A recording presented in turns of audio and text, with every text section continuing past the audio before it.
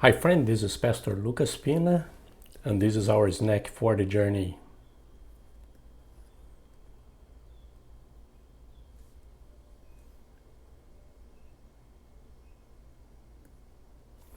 And in this series here, we're taking a journey through the New Testament. My goal here is to have a short meditation in one or two verses of the New Testament.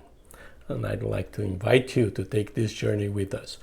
And also in this specific journey, sometimes I'm going to skip 1, 2, 3 chapters, sometimes a whole book, because I already have in this channel a meditation on those chapters. So this is why sometimes if you are following me from every day, you're going to say, oh, he skipped 1 or 2 chapters. Yes, because I already have a meditation on those chapters.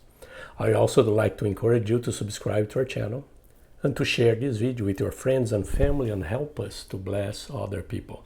Let's take a look in the chapter and verse for today.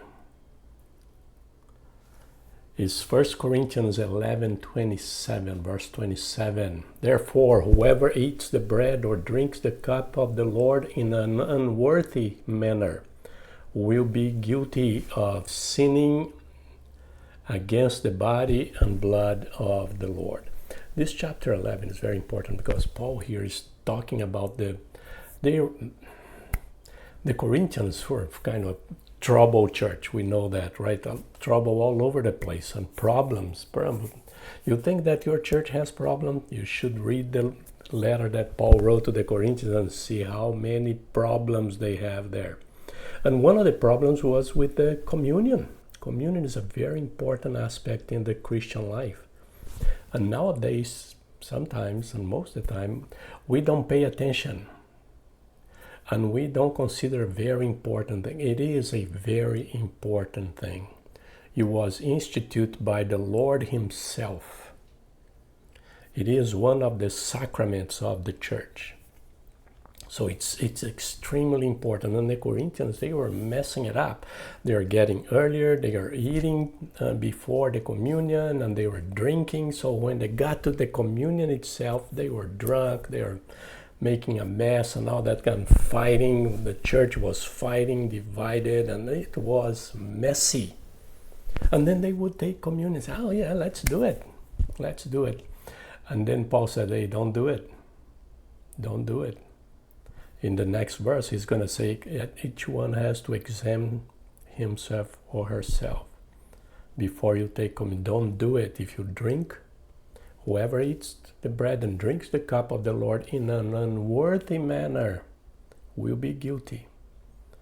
So if you're fighting, if you are doing all those things, if you are messing it up, you have to confess, you have to prepare yourself for communion, you have to ask for forgiveness, and then take. Don't avoid, take it.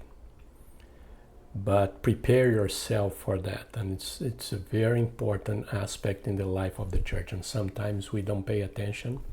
Sometimes we don't give the right respect for that ceremony. But it's a meal that we share with Christ Himself. And it's very important that we prepare ourselves to participate. So we need to prepare our lives to receive communion and participate in the communion. And if you have something against someone, that go there, ask for forgiveness, confess, and then take the bread and take the wine. But do not do it in a casual and light way. It's a very important ceremony in the life of the church. And we need to prepare ourselves to participate. Because if not, we're going to sin against the body and the blood of the Lord. It's the body and the blood of the Lord that represents the bread and the wine there.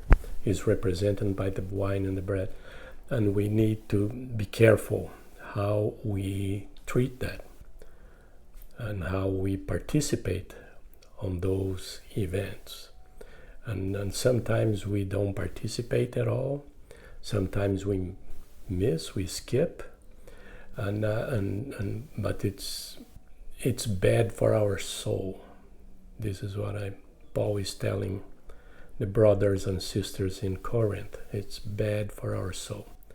Not participate or participate in an unworthy manner. And so this is why he's emphasized that, yes, we need to prepare ourselves to take communion. And this is what he wants the people in the church to learn and to do. And this is what we should do. And this is our snack for the journey.